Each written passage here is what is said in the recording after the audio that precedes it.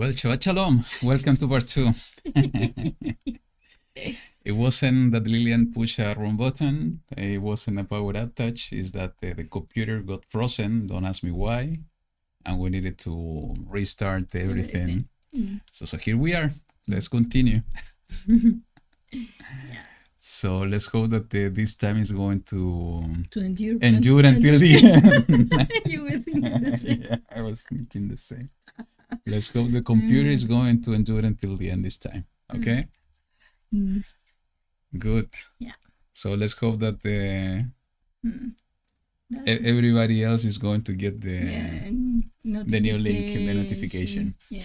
So we were talking about the branch of righteousness. Yeah. And one thing that I found really interesting is about in the last few verses of the chapter 33 is about talking about his covenant.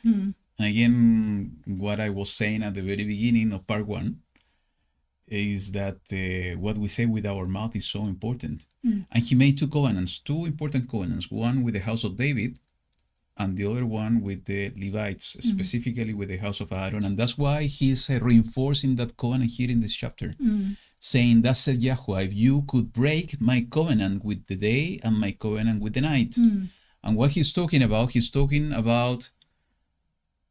the laws he established for the luminaries. Day and night. Actually, in this case, it's not specifically the luminaries, even though that from our point of view is both are working together. He established day and night on day 1 of creation, when he separated light from darkness. So he's mentioning that it's a covenant, that day and night will always be there. So if I could break my covenant with day and night so that there be no day and night in their season, then my covenant could also be broken with David, my servant, so that he should not have a son to reign upon his throne. And we, the Levites, the priests, my attendants. So he's saying my covenant with David in one hand and my covenant with the priests in the other hand is so strong and so everlasting that is compared even with my covenant with the day and night. And it's interesting when you made that comparison that is written here, because when it says about the day and night, and when it was the creation, it was only one sun. The sun is one that is ruling the day. Yeah. And like the king. More than one sun? No. The sun that provides light. Okay. And is only one, so it's only going to be one king. Yes. But when it spoke about the night, it says about the moons and the stars. Yes. And somehow it's the Kohen Gadol and all the rest of the servants that are doing the work at the temple.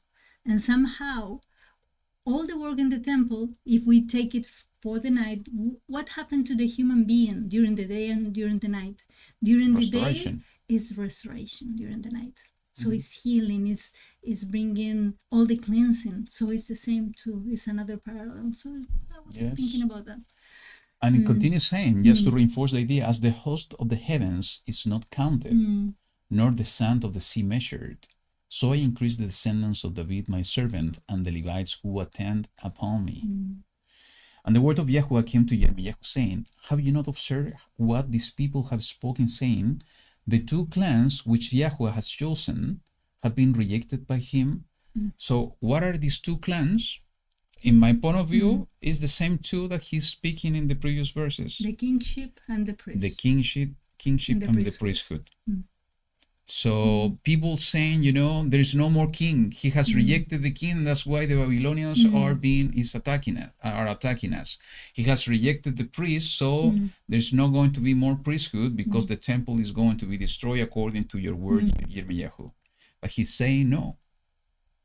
He said, if my covenant is not with day and night, and I have not appointed, that he is mentioning the laws of the luminaries, appointing the laws of the heavens and the earth, then I would also reject the descendants of Yaakov and David my servant. So he's saying it's not like that. My covenant is forever. I have established that covenant and it will endure until the end. hopefully like our computer now. Yeah. And you know what I didn't tell you earlier today, and I think it's interesting, and I was sharing some of it with the Karen this week in a few emails about the calendar and the days and the seasons, is that here I see clearly in this one what we have been talking during the week. When he's saying, I have not appointed, in a question, I have not appointed the laws of the heavens and earth.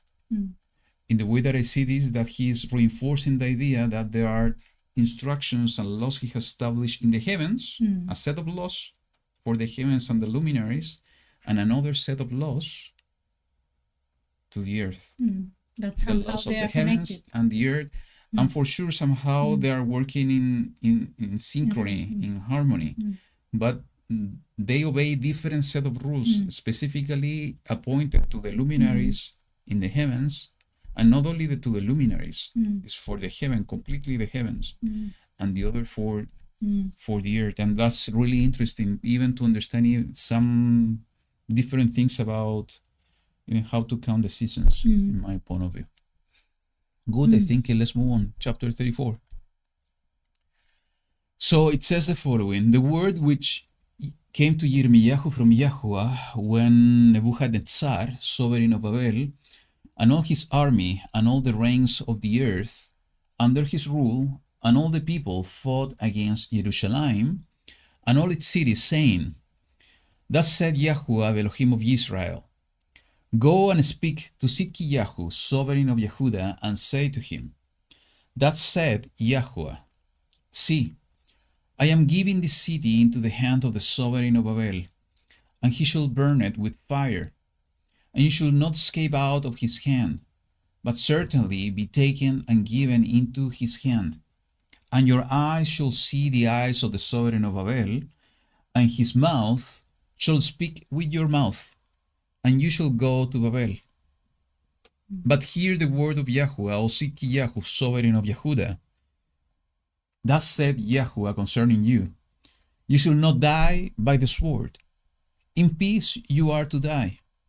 And as in the burnings of spices for your fathers, the former sovereigns who were before you, so they shall burn spices for you and lament for you, saying, Alas, Master, for I have spoken the word, declares YaHuWaH. And Yirmiyahu the prophet spoke all these words to Sidkiyahu the sovereign of Yehuda in Jerusalem, while the sovereign of Babel's army was fighting against Jerusalem and all the cities of Yehuda that were left, against Lachish and Azekah, for only these walled cities remained of the cities of Yehuda. So, once again, when we understand the background of what's going on, can you imagine someone is coming to you and said, you are going to be taken prisoner, but don't worry, you're not going to die by the sword, and you are going to see the king of that eye to eye, and he's going to speak to you, and you will see speaking with his mouth to you, and you are going to die, and you are going to be remembered, and going to have a funeral as all your fathers had in the past. This is kind of a spoiler, but we know, because we have read this before, that what happened with him at the end, that his eyes are taken out. Somehow is related that he was kind of pain or something, that he was denied that he was going to see him. And now he's saying, you are going to see him eye to eye, so somehow it was kind of a punishment. And when Yahushua was saying, if your eye is the reason that you are sinning, take it out. So maybe it's a kind of diminish all the previous things, because at the end it was said, you're not going to die by the sword, you're going to die at the end like for natural causes. And it is written, we will see that at the end of this book, and if you want to speed up and go and read the last chapter, it is written what happened with him. It's exactly what you said, and it is written that he was taken to prison and he died in prison. So it's exactly, it happened as YaHuWaH gave the word to Yirmiyahu. So let's continue. It says in the verse 8, and what we're going to read now, I think, is so relevant, and especially for me that I have been working in the calendar and doing some analysis over there. And I understand that there are many people that believe this year that we just began. In the case of us, 2 weeks ago, some people began the new year this week. Happy New Year to everyone, by the way. And or Shana Tova, in case you are already celebrating the new year. So doing those analyses, I understand that there are some people that believe that this new year is 7 years, the Shemitah.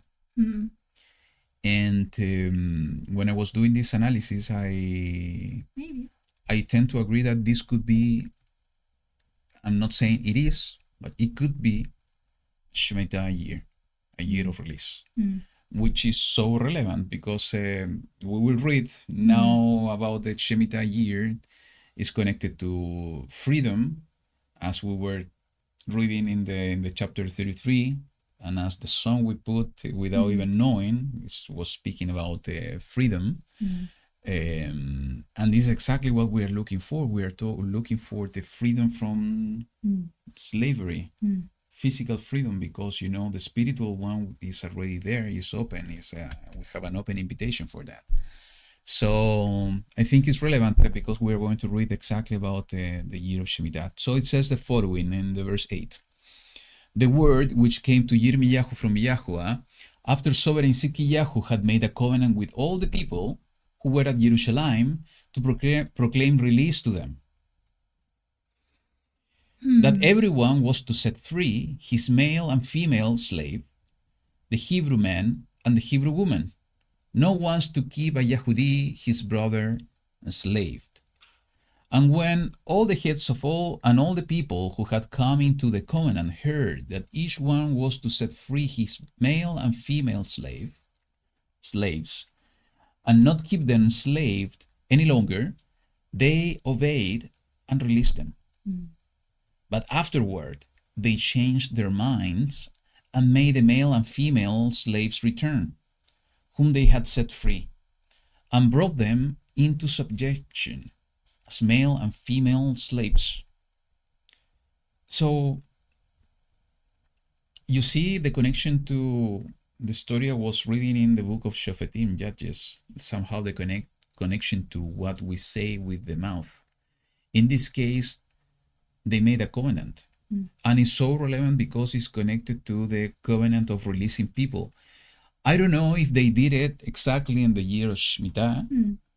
Maybe they did it because this was an instruction being led by the king, and I guess he was being advised and counseled by the Kohanim, the priests.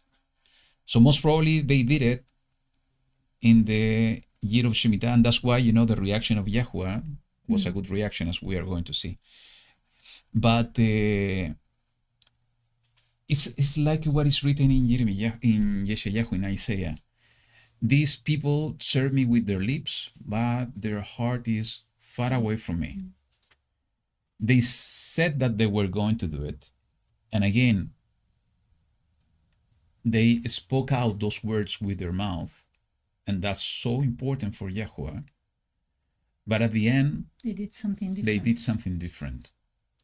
It's like the parable that Yahushua was speaking about, the two sons, when the father was saying, please go and do this for me.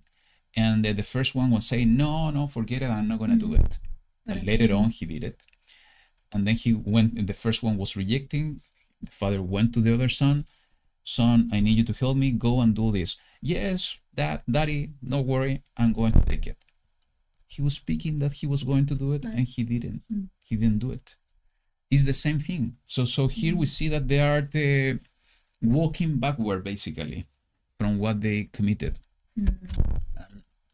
I we can speak a lot about that. And also about what I tell you about what happened with Israel when the Pharaoh was saying, okay, at the end when he was really worried, okay, you can go. And they left. But then Pharaoh was again, okay, what have I done? And he repented of his decision and he went after the Israelites. And what happened? That YaHuWaH decided to destroy him because he was doing the same. Yeah, exactly. So let's continue. In the verse 12, it says, Therefore the word of YaHuWaH came to Yirmiyahu from YaHuWaH, saying, Thus said YaHuWaH, the Elohim of Israel, I myself made a covenant with your fathers in the day that I brought them out of the land of Mizraim, out of the house of bondage, saying, and before continuing, I think it's so strong the way that he's bringing this word, because again, he's somehow trying to wake them up by giving himself as an example. He said, I myself made a covenant in the same way you did a covenant, because I made a covenant to release the servants or the slaves, as it is written in this version. So he's saying, I also made a covenant, but this is what I did. You made a covenant, and this is what you're doing. Yeah. So he's putting himself as an example to show this is the way you need to conduct your lives and your decisions and your attitude. That's the way that I see it.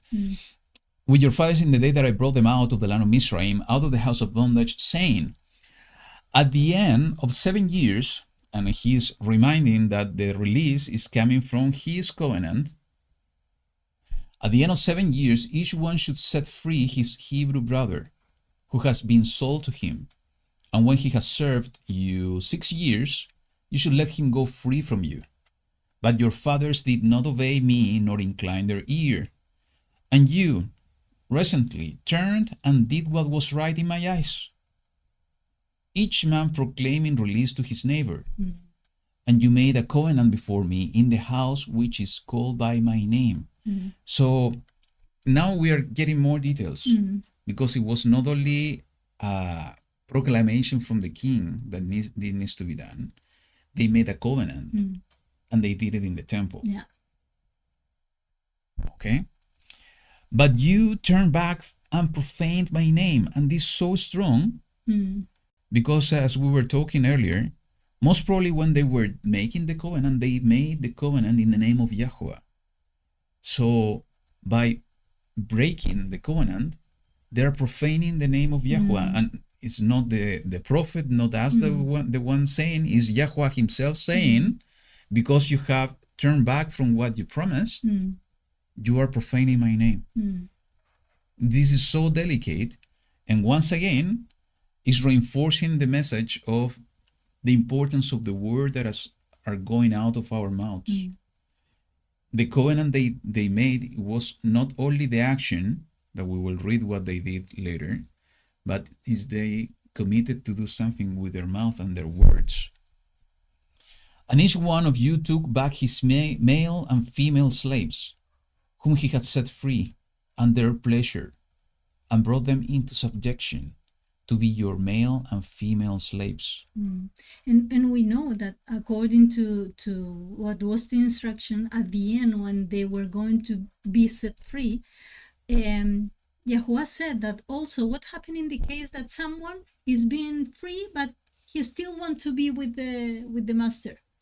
It's a procedure. Yes. So they are not respecting even that procedure. It's because they wanted to keep this people slave. So it's not because the other one were accepting. It says they were being under their subjection. So they're breaking not only the instruction and the commandment of the Shemitah, because even though that they did at the beginning, they repented and they took them back. So they are committing a sin, a transgression of the instruction and the commandment of Shemitah, but also they're breaking one of the 10 words by bringing shame and profaning the name of YaHuWaH. It's using the name of YaHuWaH in vain. Yeah. So it's so delicate, and that's why all these stories, even though that is important in a prophetic point of view, and also to understand what happened in the past, is helping us, giving us examples of things that we should avoid, and those are serious things. We should analyze our own lives, what we are doing on a daily basis, and we need to change some behavior because maybe we were doing it by ignorance in the past. We need to take note and create the habit and create the way and pray to YaHuWaH to help us in order to change the way we do things. I was thinking, could it be also that at the end, when it's talking about the Great Tribulation, some people says that maybe it's going to be 7 years. It could be that during that time is that we are going to be under slavery, and what is going to happen is that at one point YaHuWaH is going to let us free from that, but maybe some of these people who are taking the people under the slavery, they still want to have these people like slaves, and then the destruction is coming upon them. It could be. It could be. It could be. It could be many things.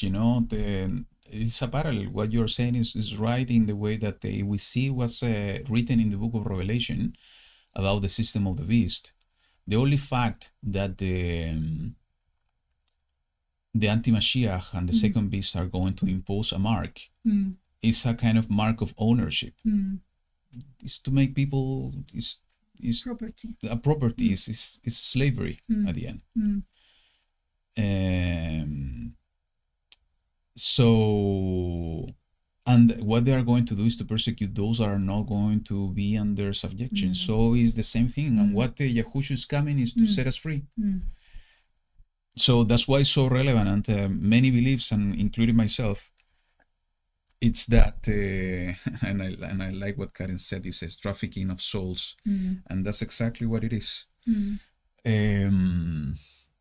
That many beliefs, including myself, and maybe many of you, is that Yahushua will come in a year of release. And Shemitah. And I think that he did it on the first time. Yes. Because what was he reading from Yeshayahu? It was that he was coming to provide release. Yes, and most probably was in a year of Joel what happened over there. So let's continue here, and actually I have that passage that we should read it as well. Therefore, that said YaHuWaH, you have not obeyed me in proclaiming release, each one to his brother and each one to his neighbor. See, I am proclaiming release to you, declares YaHuWaH, but not release of slavery. Proclaiming release to you, to the sword, to the pestilence, and to the scarcity of food. And I shall make you a horror to all reigns of the earth. And I shall give the men who are transgressing my covenant, who have not established the words of the covenant which they made before me, when they cut the calf in two and passed between the parts of it, the heads of Yehuda and the heads of Jerusalem, the eunuchs and the priests, and all the people of the land who passed between the parts of the calf. And I shall give them into the hand of their enemies, and into the hand of those who seek their life. And their corpses shall be for food to the birds of the heavens and the beasts of the earth. And I shall give Sidkiyahu, sovereign of Yehuda, and his heads into the hand of their enemies, and into the hand of those who seek their life, and into the hand of the sovereign of Babel's army that has withdrawn from you. See, I am commanding, declares YaHuWaH, and shall bring them back to this city, and they shall fight against it, and take it and burn it with fire, and I shall make the cities of Yehuda a ruin without inhabitant. So, as we progress on the coming chapters, I think it's going to be much easier to see that in one moment of this fighting of the Babylonian against Jerusalem and the cities of Yehuda, in one moment, they withdraw. They withdraw. I'm not going to give the spoiler of what happened, but they withdraw because of something. And they stop attacking Jerusalem. So that's why YaHuWaH is reinforcing here the idea, and maybe as you told me earlier, maybe there was a window of opportunity for the people of Jerusalem and Yehuda to repent. When the Nebuchadnezzar and the Babylonian army withdraw from Jerusalem, and the king was proclaiming the year of release, and they were releasing the Hebrew servants. Maybe they were going. It was the moment. Yes, they were. Good path. They were in the good path. It was the moment of repentance, and maybe revival, and YaHuWaH was going to give them a new opportunity. Maybe it was a window, as I said, of opportunity for them. But since again they greedy transgressed and they went backward, what he's saying, I'm bringing your enemy back. You saw that he withdraw, I'm bringing him back, and he's going to complete the work that has been appointed to him. And why? Because of your crookedness, because of disobedience. And I think, this speaks a lot to us. And I was thinking about this year of release after we were reading the portion, is that, and I'm going to put some passages here that are connected to the freedom that we see in Yahushua. But I want to talk more in a personal level, and that was the thought that came to my mind. All of us, we have been, depending on our experiences and story lives, we sometimes are keeping some things in our character, in our emotions, that maybe should not be there. And each of us individually can relate to what I'm talking about. Things that maybe we would like to improve, things that we know that maybe should not be part of us. Okay? What if, and again, it's a big if, and this was the thought that I came to my heart.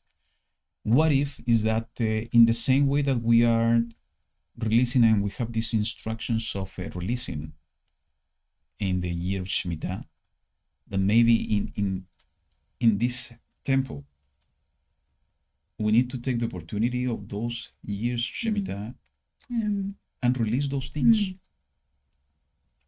That was the thought pattern that I had when I after we read the portion earlier today.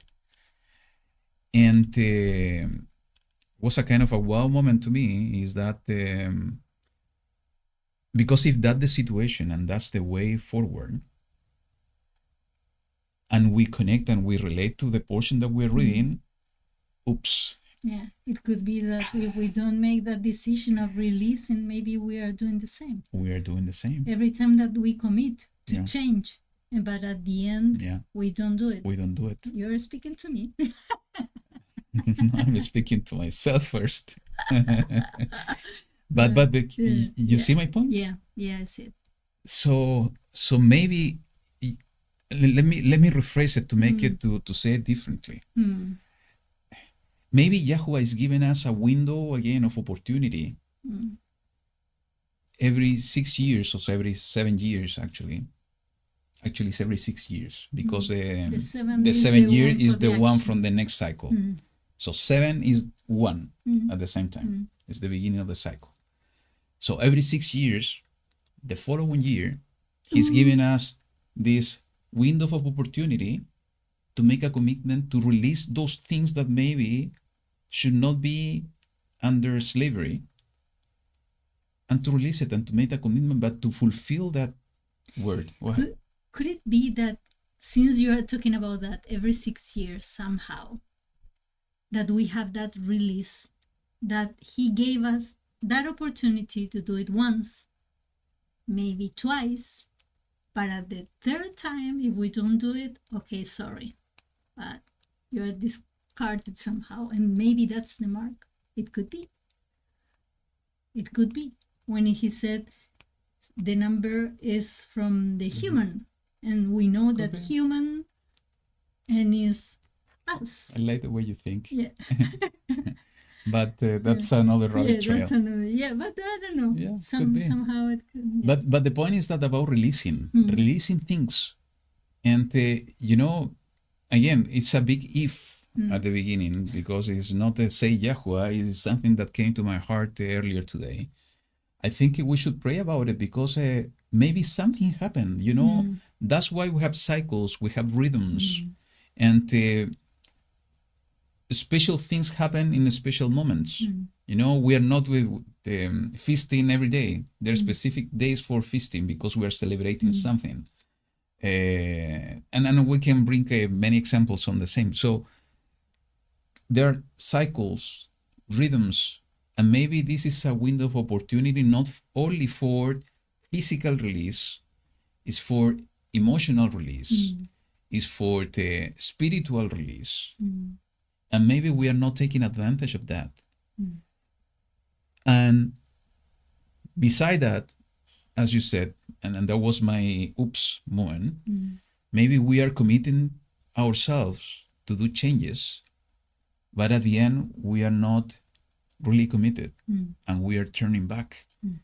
And if that's the situation, we are doing exactly the same thing that these people of that generation were doing, that at the end, because of keeping the slavery and not releasing, they were causing a curse. And it's against their will.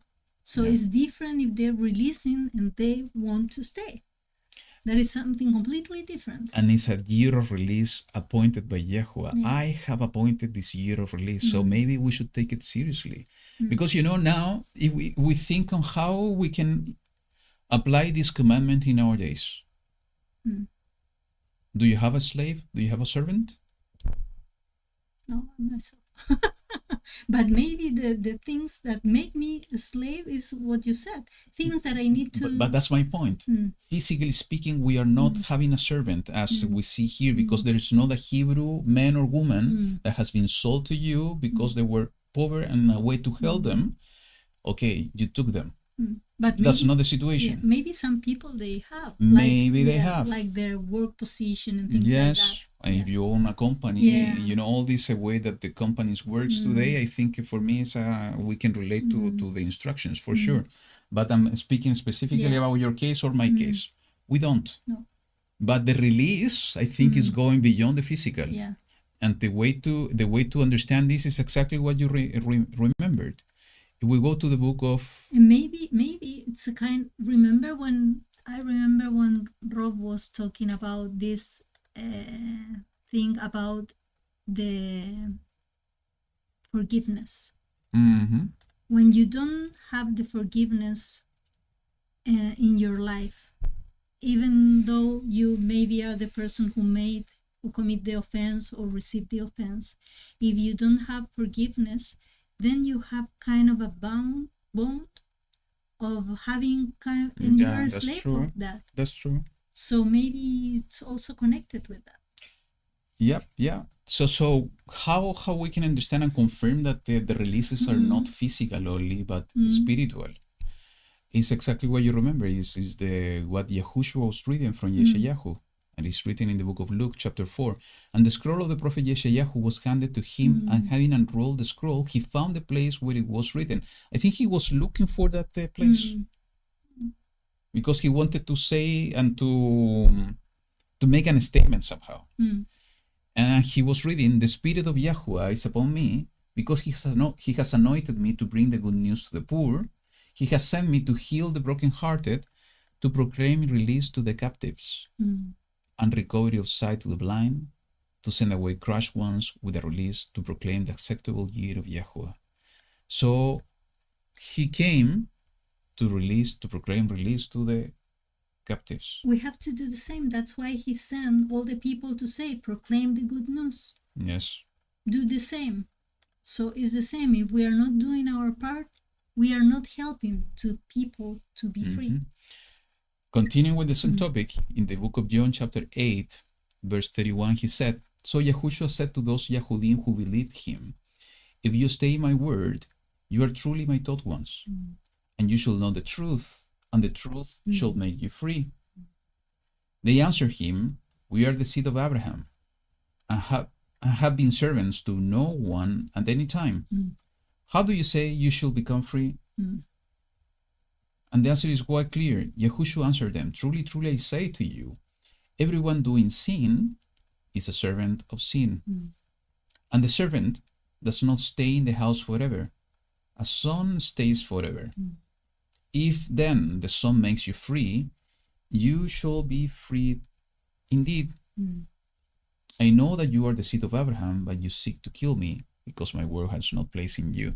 So he's talking about freedom from sin. Freedom and sin, even though that we can see it physically through the actions and our works, it begins in the invisible, in the spiritual. So it needs to be released from the spiritual, and it's going to be manifested in the physical too. And in the same thing, somehow Paul was talking about the same in the book of Rome chapter 6. Therefore do not let sin reign in your mortal body, to obey it in its desires, neither present your members as instruments of unrighteousness to sin. So at the end, even it's beginning in the invisible, somehow it could be triggered by our actions. But present yourselves to Elohim as being alive from the dead, and your members as instruments of righteousness to Elohim. For sin shall not rule over you, for you are not under the law of sin and death, but under favor. What then? Shall we sin because we are not under Torah, but under favor? Let it not be. Do you not know that to whom you present yourselves servants for obedience, you are servants of the one whom you obey, whether of sin to death or of obedience to righteousness? But thanks to Elohim that you were servants of sin, yet you obeyed from the heart that form of teaching to which you were entrusted. And having set free, I'm going to finish with this one, and having been set free from sin, you became servant of righteousness, following the branch of righteousness. So what's the point I want to make? The release is the release, a physical release, but most importantly, is a spiritual release. He's given us every 7 years, and we should not wait for the 7 years. For sure, if we can be set free before, is what we have to do. But like the 7 years is like Shabbat. It doesn't mean that we are going to serve YaHuWaH only on Shabbat. That's not the purpose. We should serve YaHuWaH all the time, every second, every day of our lives. But Shabbat is a special time. Is to dedicate it. Is to, again, it's like being in the rhythm. It's like tuning in the radio station or the television channel that is being specific for that day. But that doesn't mean that the previous days we are not going to do anything. For sure, we are going to serve YaHuWaH every day. We cannot do something different. So in the bigger circle or cycle, is the same thing. Every 6 years, are we going to serve YaHuWaH? Are we going to look for release? Are we going to proclaim the good news? For sure we will do it. But he's given us a special moment and time frame in this bigger cycle to release.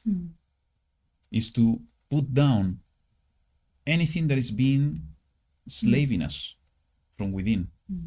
And we need to take it seriously and make a commitment and do so.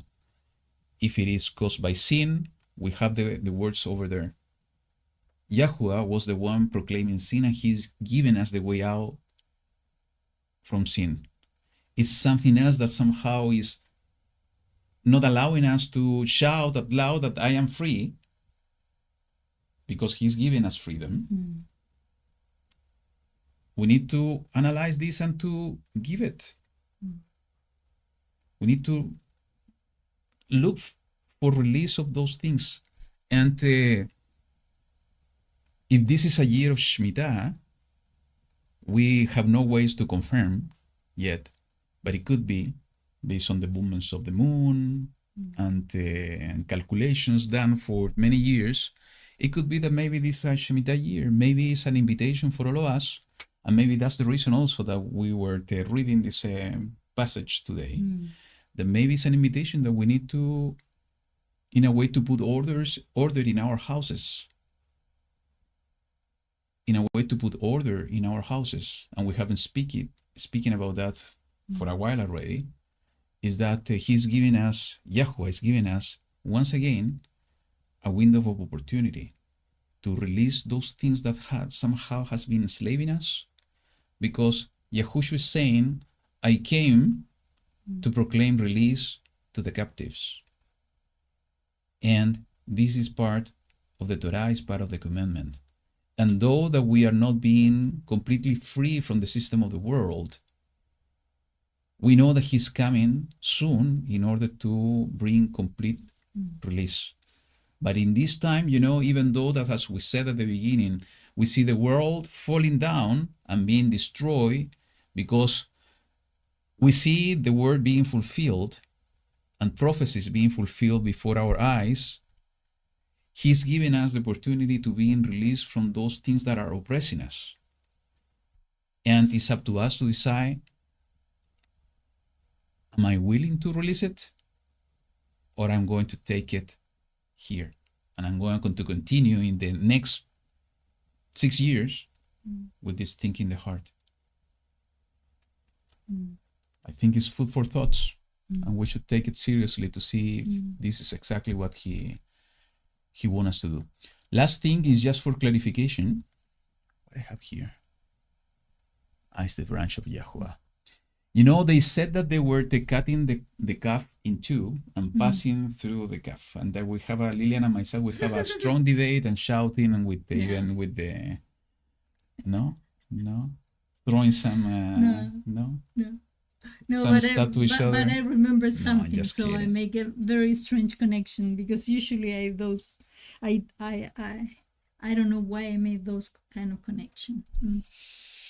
So we are not so sure about this thing. It's about it was said, it is written in the chapter 33 that they were cutting a calf in two and they were passing through the calf.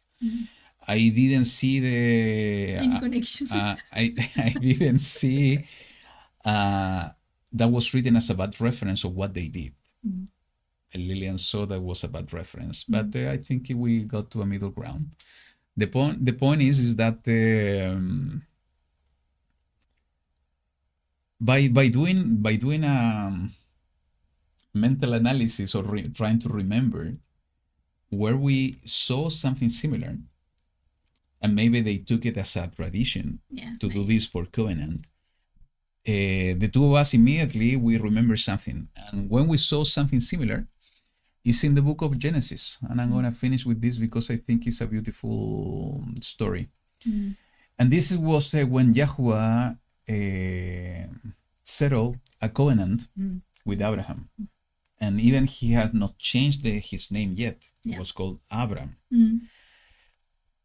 So it is in the chapter 15 of the book of Bereshit, Genesis, verse 7, it says, And he said to him, I am YaHuWaH, who brought you out of Ur Kasdim, to give you this land to inherit it. And he said, Master YaHuWaH, whereby do I know that I possess it? And he said to him, Bring me a 3-year-old heifer, and a 3-year-old female goat, and a 3-year-old ram, and a turtle dove, and a young pigeon.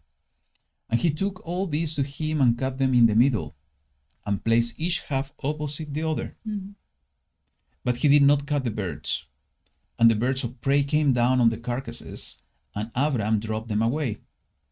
And it came to be when the sun was going down, and a deep sleep fell upon Abram, that see a frightening great darkness fell upon him. Great darkness. And he said to Abram, Know for certain that your seed are to be sojourners in a land that is not theirs, and shall serve them, and they shall afflict them 400 years. But the nation whom they serve I'm going to judge, and afterward let them come out with great possessions. Now, as for you, you are to go to your fathers in peace. You are to be buried at a good old age. Then in the fourth generation they shall return here, for the crookedness of the Amorites is not yet complete. And it came to be, when the sun went down, and it was dark, that see, a smoking oven and a burning torch passing between those pieces. On the same day YaHuWaH made a covenant with Abraham, saying, I have given this land to your seed from the river Mizraim to the great river, the river Euphrates. Yeah. So maybe you can mention what you My said, connection. because My connection. My connection. But let me finish. Okay. So the only place that I remember, and you remember, that we see something similar to what they said, is that they were cutting the animal in half, and in the case of them, they were passing through. We see the same pattern here, but who was the one passing through to establish the covenant?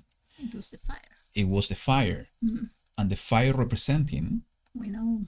Elohim. Yeah. Because it's the same, and that was the same analysis that I made, that I remember about the fire in the thorn bush with Moshe. So I was thinking they were doing even something by themselves, doing and putting themselves like in the place of Elohim, doing this kind of ritual. And you were just to make it more clear, you were doing the connection to the video we saw from Steve Baldwin. And also to the video, they were doing something that they were not appointed to do. And they were doing by themselves and doing it on behalf of YaHuWaH, something that he did. Yeah. Good. So that was a connection. There are so many things that we don't know, but he's opening our eyes little by little to maybe to see it. But once again, I think as in every portion, I think YaHuWaH is bringing some specific messages for all of us that maybe are so relevant for the days we are living, and in the way that I feel it, they are relevant for our preparation. For our preparation to be well prepared for the days ahead, to be well prepared for what he has appointed us to do. So I think we need to take with gratitude what he's giving us, those nuggets that we are receiving time to time, all of us, and to meditate about that. And most importantly, if he's confirming the word in our hearts, it's not only to have the insight and have the wisdom or the understanding or the knowledge on the word, is what we are going to do about it. That's a good way to finish, maybe with a story, an example of what I said. I was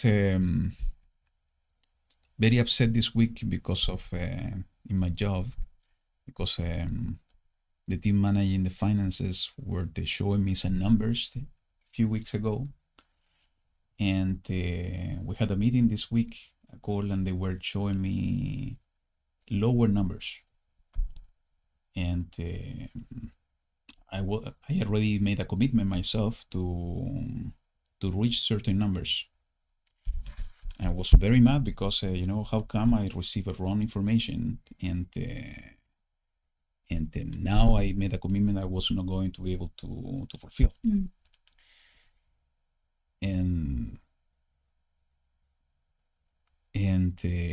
the following day, the people that were managing those things, they sent an email to me saying, we realized that in the call yesterday we made a mistake, and we were reviewing not the right picture. We were reviewing the picture from the previous month, where it's not reflecting all the changes that we were doing. So if we see the picture of what is going to happen, the numbers even look better than what we were expecting. Okay. So they were saying, we apologize. We will try to make things different for for the coming months and meetings to avoid this stressful situation. So, I when I saw this, I feel myself bad as well, because everybody's under stress and everybody made mistakes. So I answered them back saying thank you for taking the effort to go into more details, and was saying exactly that. We all make mistakes. What it matters is what we do after we realize the mistakes we have done.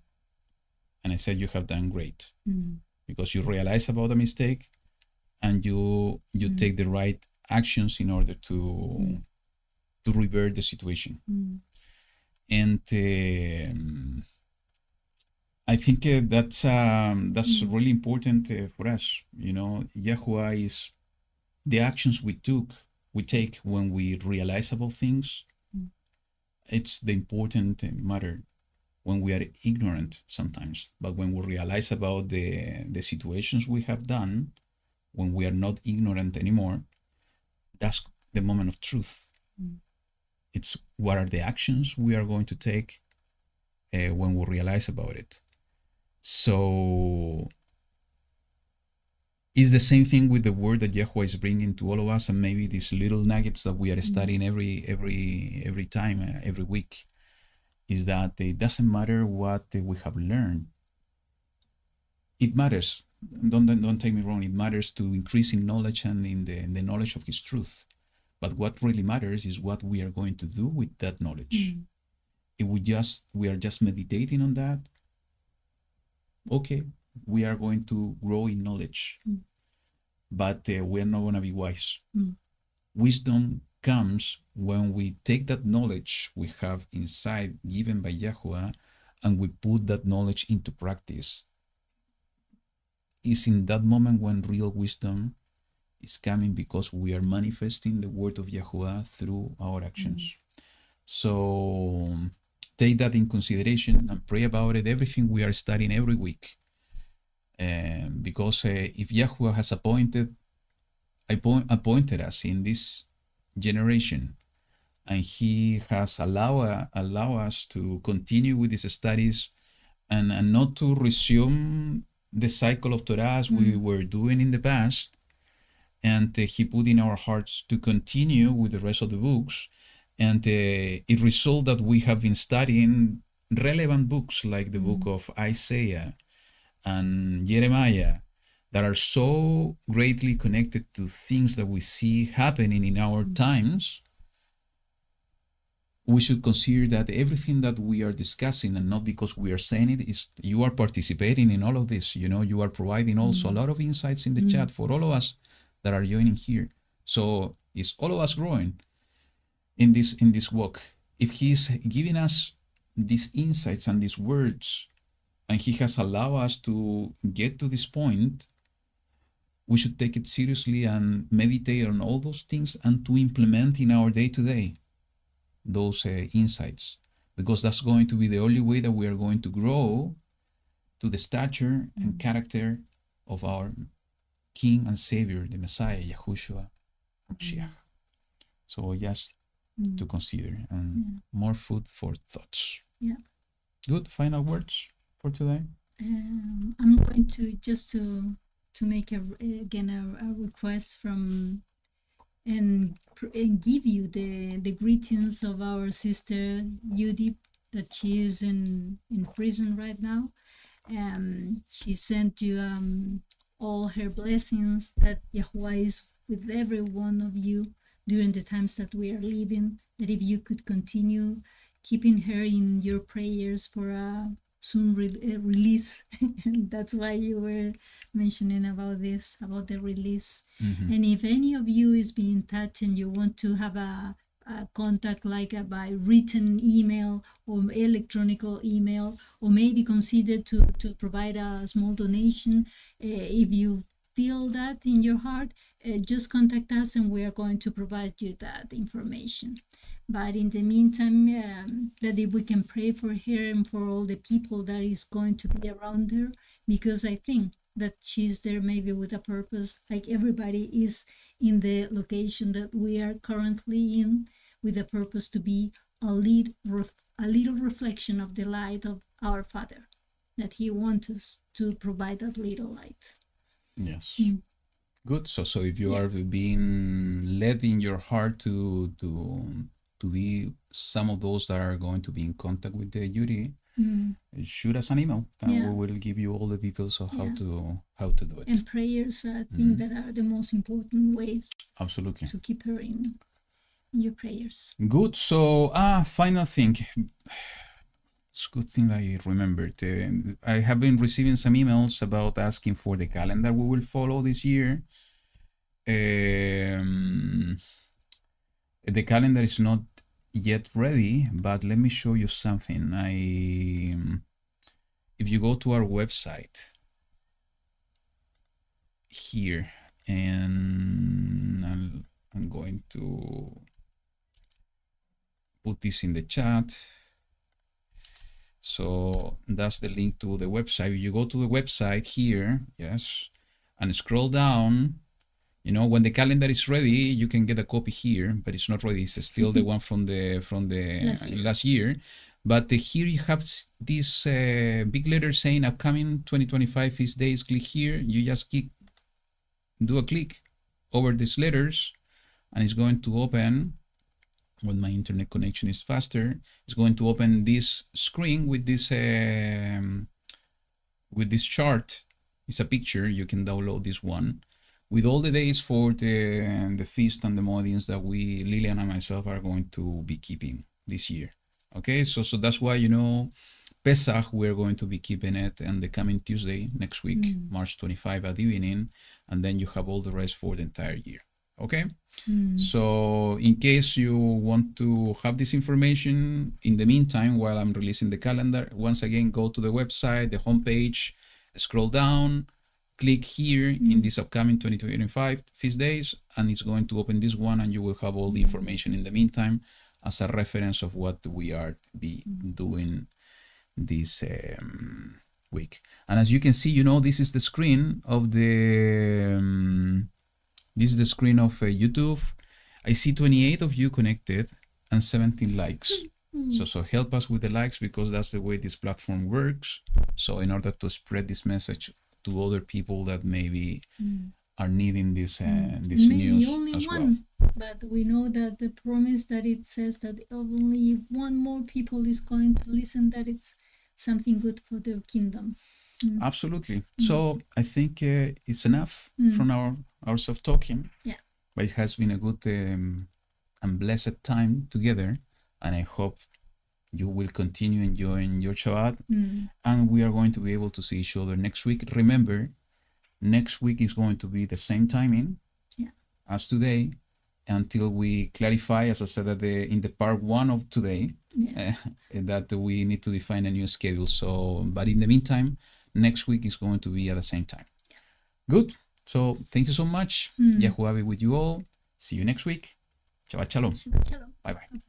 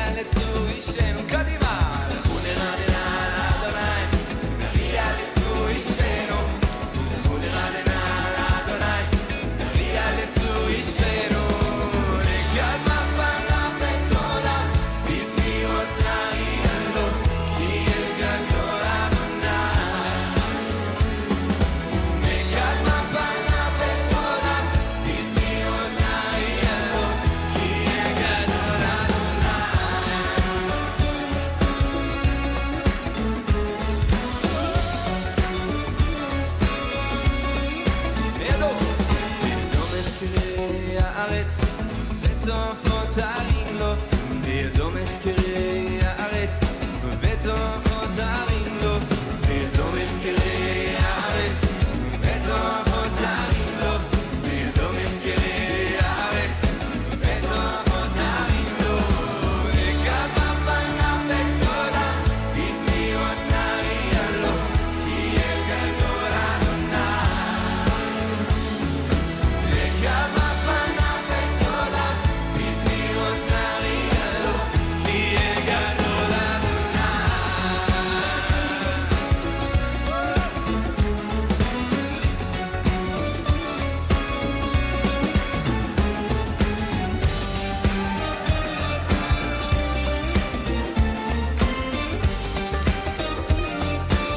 עוד תשירו איתנו. לא היפה הוא עשהו, ויבשת ידיו יצרו. לא היפה הוא עשהו, ויבשת ידיו ויבשת ידיו יצרו. לא היפה הוא עשהו, ויבשת ידיו יצרו. וכמה פניו בתודה, בזמירות נריע לו, כי אל גדול אדוני. וכמה פניו בתודה, בזמירות נריע לו, כי אל גדול אדוני.